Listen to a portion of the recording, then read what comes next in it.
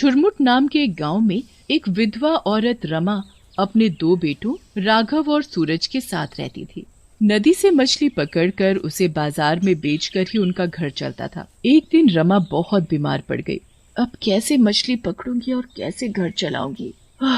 पता नहीं कब तक ऐसे खटिया में पड़ी रहूंगी। मुझे नदी पर जाना ही होगा। माँ, तुम उसकी चिंता मत करो, मैं जाऊंगा आज मछली पकड़ने, तुम बस आराम करो। अरे मेरे बच्चे, तुझे मछली पकड़ना कहाँ आता है?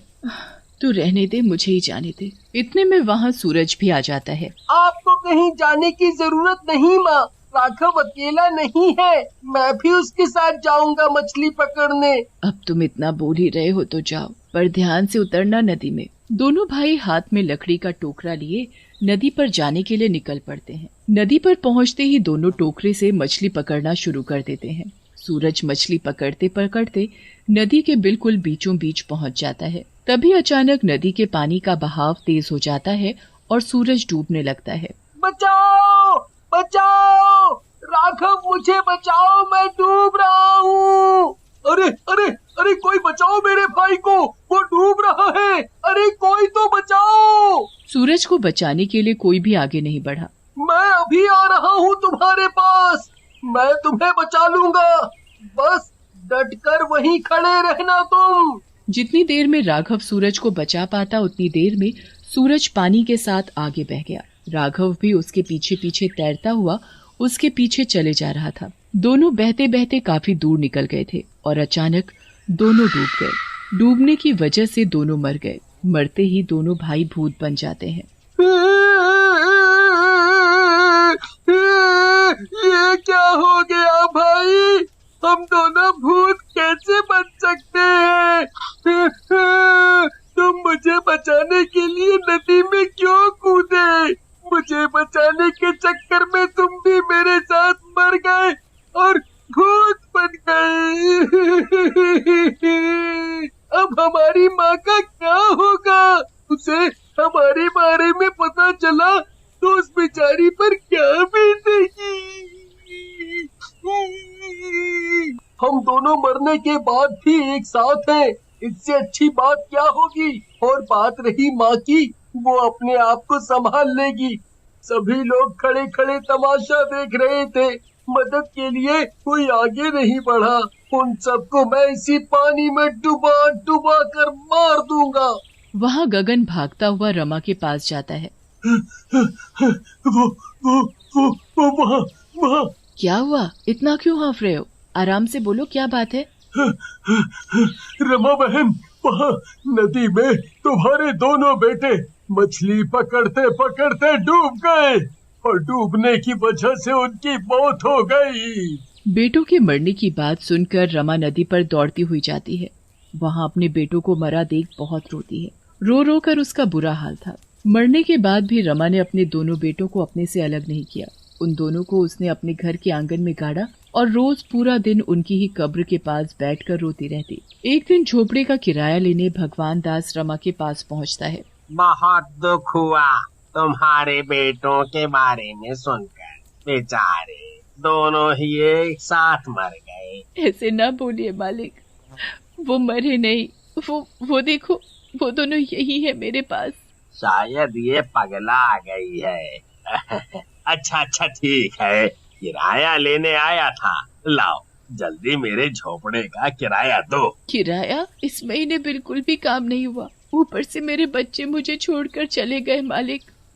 मालिक 1-2 दिन की मोहलत दे दीजिए, बस मैं आपका पूरा किराया चुका दूंगी। ठीक है, मैं कुछ दिन बाद आऊंगा किराया लेने। अगर फिर भी नहीं दिया तो मेरा झोपड़ा खाली कर देना। इतना बोलकर भगवान दास वहाँ से चला जाता है। इस झोपड़े को मैं छोड़कर नहीं जा सकती, क्योंकि यहाँ मेरे बच्चे हैं। क्या करूँ अब? दूर से छुपकर राघव और सूरज सब देख रहे होते हैं। माँ को परेशान देखकर बिल्कुल भी अच्छा नहीं लग रहा। हमें माँ के लिए कुछ करना होगा। उससे पहले हमें उस भगवान दास को सबक सिखाना है। उसकी इतनी हिम्मत कैसे हुई हमारी माँ को धमकाने की? राघव और सूरज वहाँ से सीधा नदी पर जाते हैं और नदी से ढेर सारी मछलियाँ पकड़कर भगवान दास के घर में डाल देते हैं। भगवान दास सोया हुआ था। उसे अचानक मछली की बू आने लगी तो नींद से उठ खड़ा हुआ। ये क्या? अरे इतनी सारी मछलियां यहाँ किसने डाली?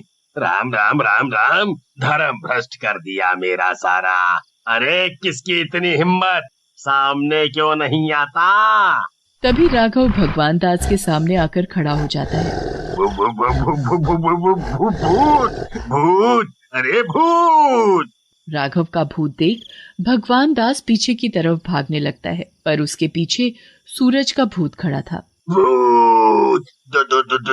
दो भूत! अरे आगे भी भूत, पीछे भी भूत, मर गया मैं तो। अरे अरे जाने दो मुझे, जाने दो मुझे। वो तो मैं ऐसे ही बोल रहा था। कोई बात नहीं, मैं नहा लूंगा, नहा लूंगा, नहाकर सब ठीक हो जाएगा। और क्या?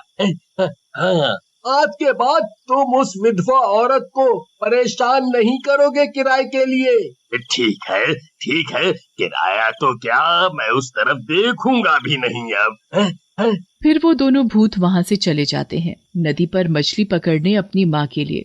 दोनों मछली पकड़ रहे होते हैं, तभी वहाँ सत्या पहुँच जाता है मछली पकड़ने। ए लड़कों, जाओ यहाँ से, ये मेरी जगह है मछली पकड़ने की। तुम्हें मेरी जगह मछली पकड़ने की इजाजत किसने दी? चलो चलो निकलो यहाँ से। सत्या को उनकी सिर्फ पीठ दिखाई पड़ रही थी, उनकी शक्ल नहीं। ये उन सब में से एक है जिसे मैंने मदद के लिए पुकारा था, और ये खड़ा खड़ा बस तमाशा देख रहा था। चाहता तो ये मेरे भाई को बचा सकता था, पर इसने नहीं बचाया। पर अब इसे कौन बचाएगा मुझसे? दोनों भूत के पीछे मुड़ते ही सत्या उन्हें देखकर थर-थर कांपने लगता है और जोर-जोर से भूत भूत चिल्लाने लगता है। भूत भूत भूत! तुम बच्चे नहीं भूत थे। हाँ, हम दोनों भूत हैं, और हम भूत बने तुम्हारी वजह से। तुमने मारा हमें, अब तुम भी पानी में डूब डूब कर मरोगे। दोनों मिलकर सत्या को दोनों तरफ से पकड़ते हैं और उछालते हुए नदी के पानी में फेंक देते हैं। सत्या पानी में डूबकर मर जाता है। दोनों भूत ढेर सारी मछलियां पकड़कर चुपचाप अपने घर रख देते हैं और वहां से चले जाते हैं। जब रमा की नजर उन मछलियों पर पड़ती है तो हैरान रह जाती है। इतनी सारी मछलियां किसने रखी यहाँ? अब मुझे पैसों की बहुत जरूरत है, तो मैं ही इन्हें बाजार ले जाकर बेच आती हूँ। रमा उन मछलियों को उठाकर बाजार ले जाती है। थोड़ी देर में रमा की सभी मछलियां बिक भी जाती हैं। उसके हाथ में थोड़े पैसे आ जाते हैं तो रमा के चेहरे पर थोड़ी मुस्कुराहट आ जाती है। अगले दिन सुबह सुबह दोनों ढेर सारी मछलियां पकड़ते हैं और रमा के घर में चुपचाप रखाते हैं। आखिर कौन मेरे घर में इतनी सारी ताजी मछलियां रखता है? जो भी कोई ये सब कर रहा है वो मेरे लिए इतना सब क्यों कर रहा है? रमा पूरी रात सोती नहीं है। वो छिपकर दरवाजे की तरफ देख रही थी। तभी उसे दो भूत सामने से आते दिखाई देते हैं। उन दोनों के हाथों में मछलियों से भरी बाल्टी थी। उस बाल्टी को वो दोनों भूत रमा के घर में रख देते हैं और चुपचाप चले जाते हैं। ये भूत ही थे जो रोज मेरे घर मछलियां रख जाते थे, पर ये ऐसा क्यों कर रहे हैं? इससे तो ये लगता है जैसे ये दोनों भूत मेरी मदद कर रहे हो। रमा दोनों भूतों के पीछे पीछे चल देती है।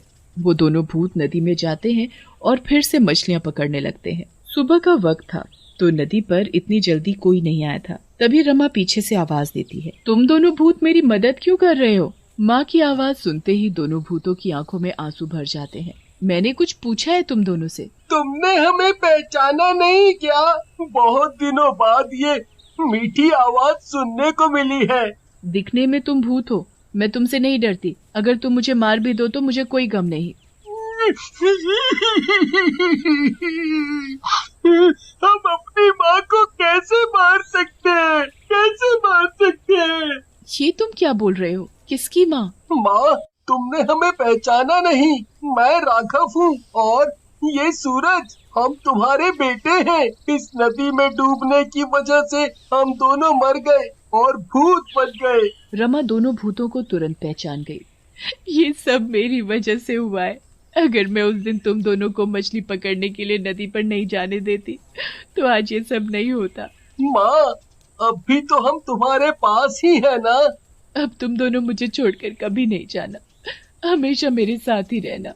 उसके बाद से दोनों भूत अपनी अपनी कब्र में समा जाते हैं। जब भी रमा उन्हें पुकारती तो वो दोनों अपनी माँ से मिलने